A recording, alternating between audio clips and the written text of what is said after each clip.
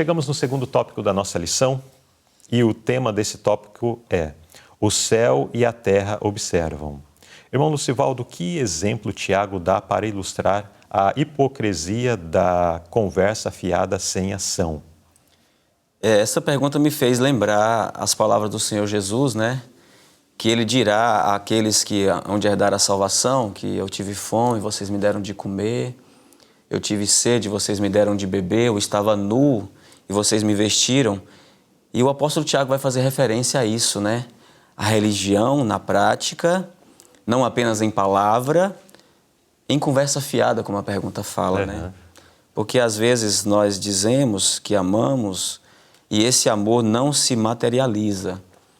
E é lindo a gente ver assim que Deus coloca sobre nós essa obrigação, ao passo que alguns têm dificuldade com isso, de ser exigido deles que doem, mas Deus faz assim para que nós vençamos o egoísmo, né? E de fato existem pessoas que precisam de nós neste mundo. E o nosso cuidado, o nosso amor, as nossas obras, sem segundas intenções. A nota fala disso que me chamou muita atenção, né?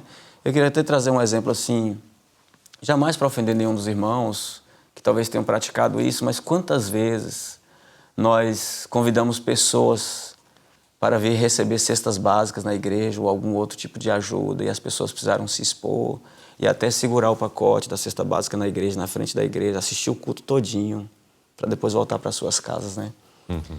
E eu fico assim pensando, né? A gente faz, nunca fazendo troca com a alma, né? Ajuda, como Jesus ajudava. E naturalmente esses corações estarão abertos para conhecer mais desse amor que se manifesta em boas obras, né? Obras de justiça, obras que são resultado de um amor para com Deus e para com os filhos dele neste mundo, né? E é importante que nós não sejamos hipócritas, né?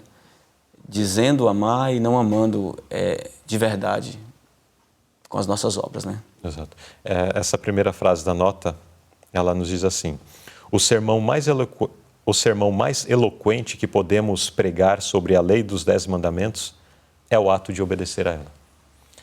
Às vezes nós queremos falar. Não, eu vou falar, eu vou pregar sobre a lei, sobre a caridade, né?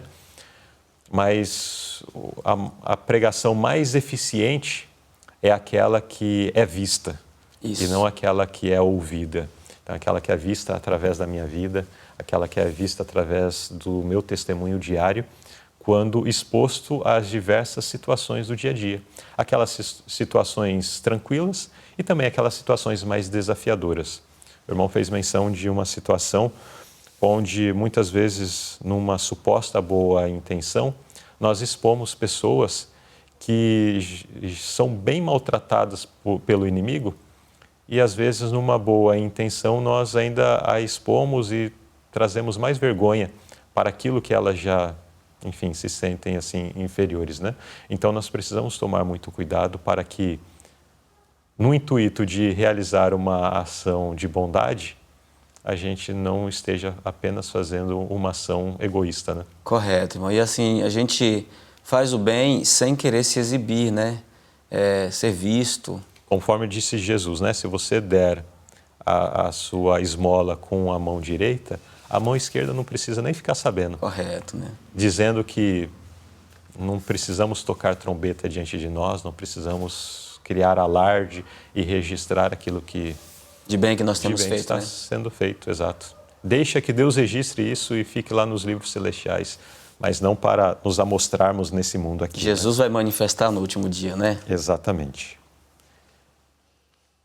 Muito bem, novamente aqui confirmando essa questão da prática como um testemunho da fé que está dentro do nosso coração. E que não adianta nós falarmos para aquele que pede socorro a nós, que, não, eu vou orar por você. A ação tem que acompanhar. Alguém já orou, se a pessoa chegar até nós, agora é a parte da ação, não de mandar, vá em paz, que, enfim, conforme já foi comentado. Pergunta B, o que realmente significa a genuína crença em Cristo? Se eu creio em Jesus de verdade, eu vou manifestar estas obras. E o texto aqui de Mateus, que foi trazido para o estudo, muitas vezes nós, tendo a crença numa mensagem tão pura como nós temos, né, verdadeira, ainda estamos com o coração dividido, servimos a dois senhores, temos interesses diferentes e às vezes até conflitantes, e eu quero ser cristão, mas eu não estou manifestando as obras que se espera de um cristão.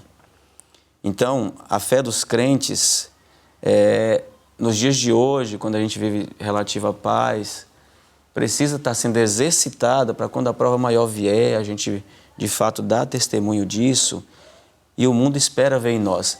E eu fico pensando nas palavras do Senhor Jesus, lá de Mateus capítulo 5, verso 16, né? As pessoas precisam ver as nossas boas obras para glorificar a Deus. Esse é o propósito delas, né?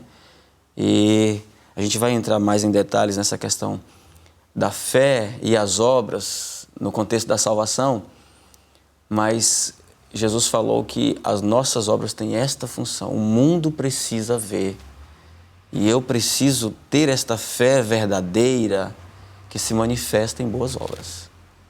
E aí eles vão glorificar a Deus na minha vida, pelo meu testemunho. Certo, muito bem. Então, novamente aqui confirmando esta relação entre a fé verdadeira e as boas obras. Uma fé que não é verdadeira, ela não está carregada disso, né? Mas a fé verdadeira, ela tem essa conexão. E o céu e a terra observam todas essas ações e precisamos dar esse bom testemunho.